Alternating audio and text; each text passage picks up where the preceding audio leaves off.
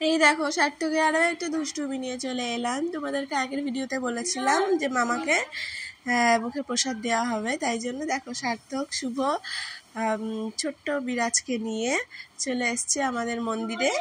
এটা হলো আমাদের মন্দির, আমার বাড়িতে ছোট্ট গোপাল প্রতিষ্ঠিত, তাই সেখানে মন্দিরে চলে এসছে ওকে জগন্নাথ দেবের একটু প্রসাদ খাওয়াবে বলে।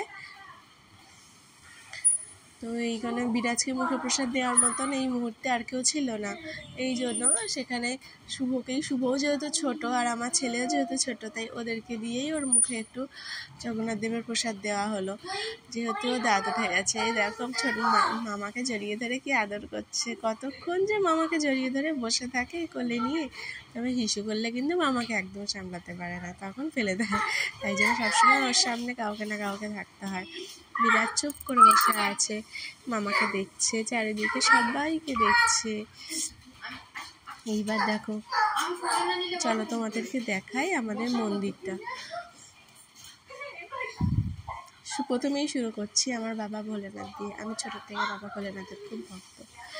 এইবার গৌর নিতাই, এই যে মায়ের ফটো, মা দুর্গা,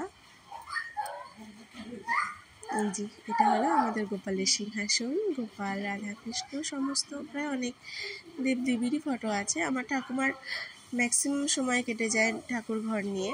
সকালবেলা ঠাকুর ঘরে ঢুকলে মোটামুটি 2-3 ঘন্টার আগে বেরোয় না, আবার দুপুরে বাবা শয়ন দিয়ে দেয় বা শুভ শয়ন দিয়ে দেয় দুপুরে, আবার রাত্রিরে মানে সন্ধ্যায় ওই সময় ঠাকুরকে খাবার দিয়ে শয়ন দেওয়া, সব এগুলো ঠাকুমার ডিউটি।